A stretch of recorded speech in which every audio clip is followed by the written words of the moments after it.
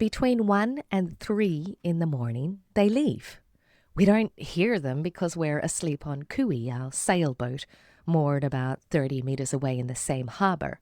But their engines are kept so low and the lines are slipped so quietly that by the time the sky begins to lighten the day, they're already well past the breakwater and out into the Strait of Sicily, somewhere over the dark water between this small town and the coast of Africa.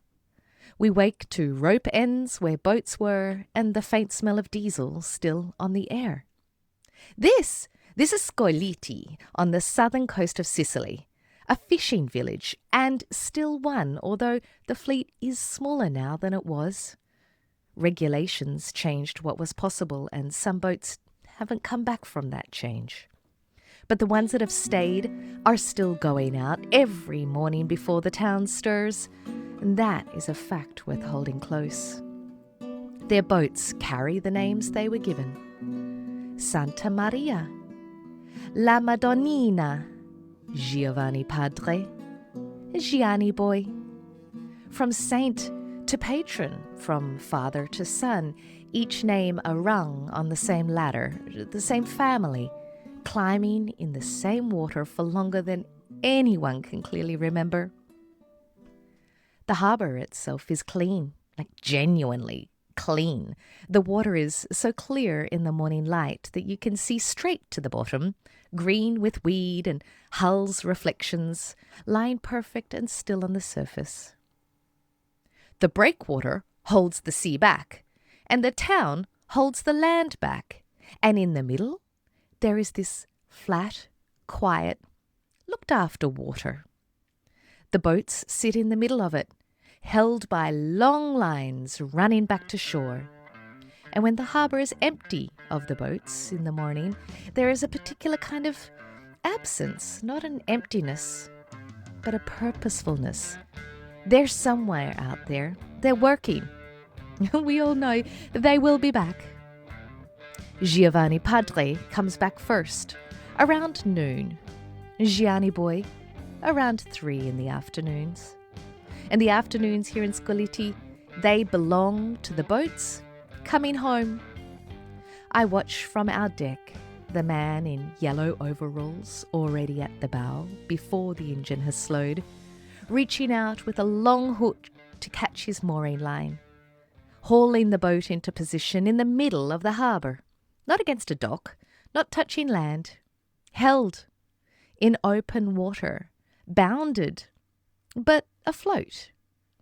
He has done this thousands of times. You can see it in the economy of his gestures. Not a movement wasted. And by 4 o'clock in the afternoon, whoop, fish market is running and the last crates come off the last boat that's coming. Small vans pull up alongside the dock, one of them with the little mermaid painted on the side, and the handlers and the buyers and the people of the town all stand together in the late afternoon light, talking, gesturing, sometimes with a beer in the hand while the sun goes golden across the harbour. Giovanni Padre is the formal name for what I call the father boat. Blue hull, white above the waterline, and rust running in long vertical streaks below the lettering, like the colour of sweat from a brow, the honest mark of a working life. And beside him, Gianni Boy, the same boat of a generation newer. It sits a little higher in the water, the name shortened the way you shorten a name for a child. Giovanni becomes Gianni, Padre becomes Boy, and the boats are the relationship made visible, side by side in the same water.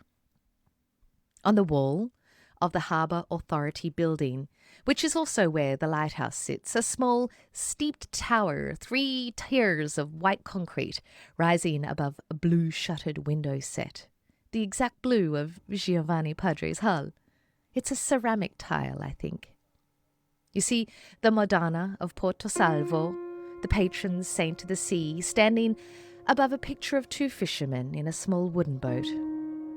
The 180th anniversary happened between 1834 and 2014. Oh, Madonna, she has been watching this harbour for nearly 2 centuries. She watched it when there were more boats, and she watches it now. Then one afternoon I saw a little boy. Giovanni Boy had come in and was moored and quiet. And inside, there was a little boy. He was small, maybe 5, maybe 6, in the pilot house, with both arms raised to the wheel, which was too wide for him by half. His mouth looked like it was making a sound. I imagine it was the low diesel rumble, rumble, rumble he had heard 100 times, lying below the bow in the dark while his grandfather probably steered them out before sunrise. He wasn't playing in the cockpit. I felt maybe he was practicing. I was walking past at the time and I stopped because, there's this particular kind of joy that arrives without warning, the kind that belongs entirely to someone else, yet it lands in your chest anyway. A small boy on his father's boat, on his grandfather's water, already living the mythology that will be told at a Sunday lunch for the rest of his life. The adventures at sea, the men who left before dawn and came back with the afternoon light. He already knows he is part of that story. He is steering himself right into it now, alone in the pilot house, the harbour still, in the engine quiet. I stood there for another breath and walked on. And later, when the market had sold its last crate of fish and octopus, the vans had gone, the harbour had settled into the evening, I see one of the fishermen climb down into his own small wooden tender, sitting on the middle thwart and taking out a fishing rod. So simple. He's not going anywhere. The little boat rocks once and is still. He casts his line into the same water he just spent 12 hours working before sunrise. And he waits. The harbour goes quiet around him and the light falls. He is exactly where he wants to be. Thanks for drifting with me.